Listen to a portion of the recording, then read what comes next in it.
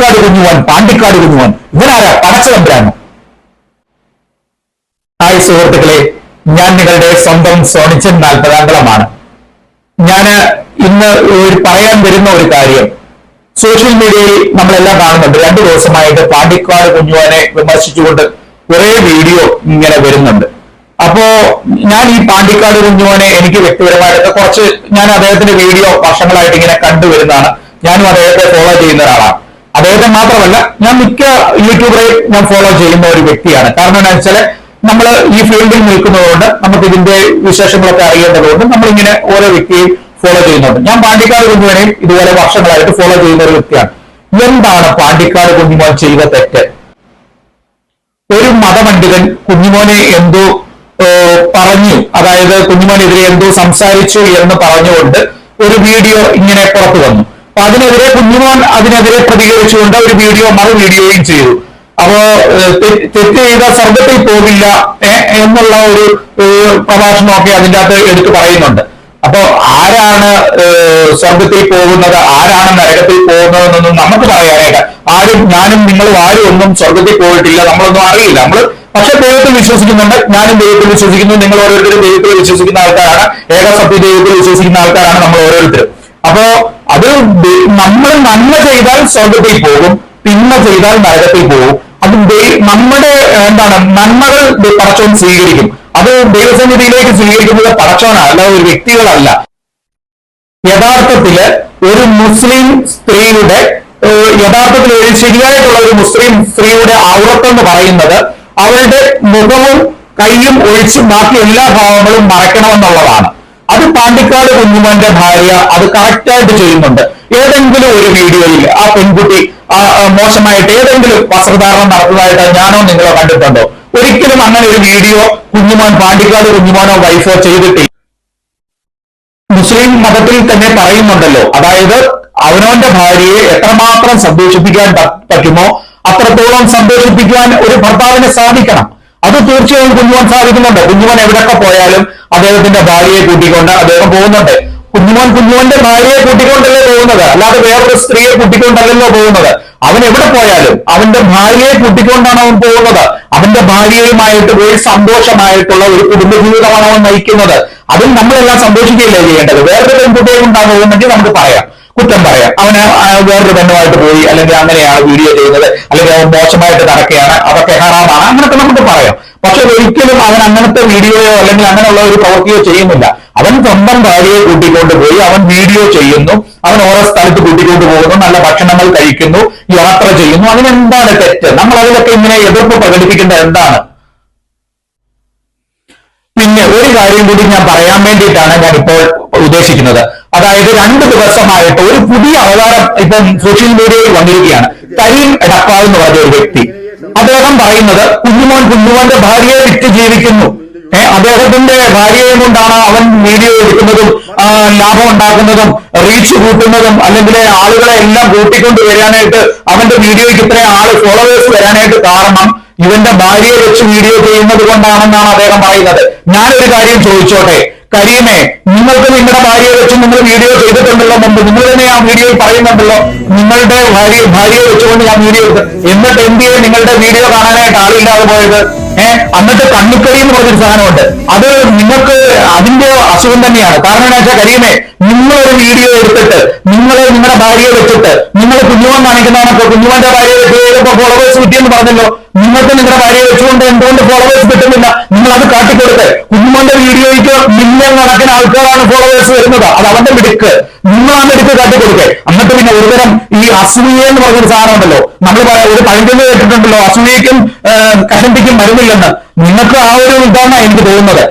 കാട്ടിക്കൊടുക്കുക, നിങ്ങളും കാട്ടിക്കൊടുക്കുക. നിങ്ങളുടെ ഭാര്യയെ വെച്ചിട്ട് നിങ്ങളും ഫോളോവേഴ്സിനെ ഒന്ന് കാട്ടിക്കൊടുക്കുക. കിട്ടില്ല. മറ്റൊരു വിഷയം, ഞാൻ മലപ്പുറം ഭാഷയാണ് സംസാരിക്കുന്നത്. ഇത് എന്റെ ശൈലിയാണ്, ഞാൻ ഇങ്ങനെയേ സംസാരിക്കൂ, ഇത് മലപ്പുറത്തെ ആളുകളുടെ ഭാഷയാണ് എന്ന്. അല്ല കുഞ്ഞാനെ, അത് നിന്റെ മാത്രം ഭാഷയാണ്. മലപ്പുറത്ത് മലപ്പുറം ഭാഷ എന്ന് പറഞ്ഞു. നിങ്ങൾ മലപ്പുറം ഭാഷയെ പറ്റി വളരെ വാചാലനാവുന്ന കണ്ടു. ഈ മലപ്പുറം ഭാഷയിൽ പലതരത്തിലുള്ള രീതിയിലെ പല ആൾക്കാർ സംസാരിക്കുന്നുണ്ട്. നിങ്ങൾ സംസാരിക്കുന്ന കണക്കല്ല പാണ്ടിക്കാട് കുഞ്ഞുമോൻ സംസാരിക്കുന്നത്. നിങ്ങളുടെ ഏജ് അല്ല പാണ്ടിക്കാട് കുഞ്ഞുമോന്, രണ്ടും വ്യത്യാസമുണ്ട്. അതുപോലെ തന്നെ പല ആൾക്കാരും പല പല രീതിയിൽ സംസാരിക്കുന്നു. അപ്പൊ ഭാഷയെ വ്യാഖ്യാനിക്കേണ്ട കാര്യമില്ല. കാരണം കുഞ്ഞുമോന്റെ സ്റ്റൈലിൽ നാടൻ ശൈലി, നിങ്ങൾ നാടൻ ശൈലിയാണെന്നൊക്കെ പറയുമ്പോൾ അവൻ നാടൻ ശൈലി സംസാരിക്കട്ടെ. ഞാൻ എന്താണ് അവനെ ഫോളോവേഴ്സ് അതുകൊണ്ടാണ് അവന് ഫോളോവേഴ്സ് കൂടുന്നത്. നിങ്ങൾക്കും പറ്റുമെങ്കിൽ അങ്ങനെ ചെയ്യും. നിങ്ങൾക്ക് അതിന് സാധിക്കില്ല, അതാണ് നിങ്ങളുടെ കുഴപ്പം.